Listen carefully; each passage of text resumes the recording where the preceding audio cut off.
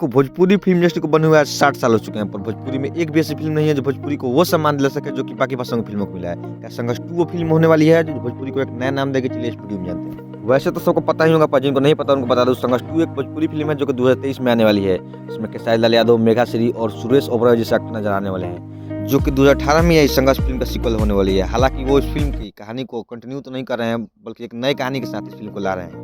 इसी फ़िल्म का कल 1 मिनट 27 सेकंड का एक टीज़र आया है, तो टीज़र में क्या कुछ ख़ास है और मुझे टीज़र कैसा लगा, इस वीडियो में हम बात करने वाले हैं। बात करें इस फ़िल्म के टीज़र का, तो ये भोजपुरी का अब तक का बेस्ट टीज़र है। ये टीज़र उन लोगों को ज़्यादा पसंद आएगा जो भोजपुरी के हार्डकोर फैंस हैं, जो सिर्फ़ भोजपुरी फ़िल्म देखते हैं, पर जो न्यूट्रल ऑडियंस है, जो साउथ, बॉलीवुड, हॉलीवुड की फ़िल्में देखते हैं, उनको ये टीज़र एवरेज लग सकता है।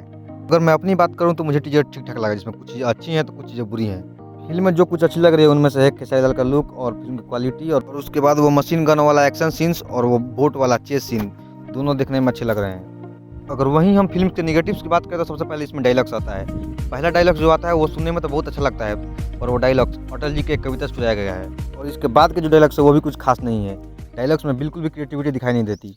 टीज़र का अगला नेगेटिव पॉइंट आता है इसके बीजीएम से। इसका बीजीएम बहुत ही ठंडा है, टीज़र का पूरा फ़ील खराब कर देता है। इसके बाद फ़िल्म का वीएफएक्स बहुत ही ज़्यादा डल है। फ़िल्म का वीएफएक्स का बहुत सारे ऐसे सीन हैं जो ज़्यादा रियलिस्टिक नहीं लगते। जैसे वो हेलीकॉप्टर वाला सीन, उस सीन में इतना वीएफएक्स खराब है कि उस सीन का पूरा मज़ा ही खत्म हो जाता है।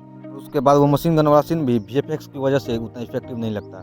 वैसे इस फ़िल्म का बजट 3 से 5 करोड़ के बीच में है, तो बजट के हिसाब से इस फ़िल्म का वीएफएक्स उतना खराब नहीं है, क्योंकि लोग 500 करोड़ लेकर ऐसी कार्टूनिस्ट चीज़ बना देते हैं, तो उससे तो ये अच्छा ही है लाख गुना। वैसे भी ये सारी गलतियाँ नज़रअंदाज किया जा सकता है अगर फ़िल्म एंटरटेनिंग हो और फ़िल्म के पास एक प्रॉपर स्टोरी लाइन हो, क्योंकि पब्लिक को बस मज़ा चाहिए। अगर फ़िल्म पब्लिक को मज़ा देती है तो फ़िल्म पक्का चलेगी। देखो, ये फ़िल्म भले ही बॉक्स ऑफिस पर चल जाए, पर ये भोजपुरी को वो सम्मान नहीं दिला पाएगी जो भोजपुरी को अब तक मिला नहीं है, क्योंकि ये एक मास कमर्शियल फ़िल्म है, और ऐसी हर साल 50 से ज़्यादा फ़िल्में बनती हैं भारत में।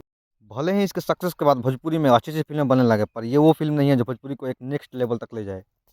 बाकी फ़िल्म का टीज़र तो ओके-ओके ही था, बाकी बात तो ट्रेलर आने के बाद ही पता चलेगा कि फ़िल्म क्या होने वाली है। और यहीं तक था हमारा वीडियो, और वीडियो पसंद है तो वीडियो को लाइक कीजिए और चैनल को सब्सक्राइब कर लीजिए।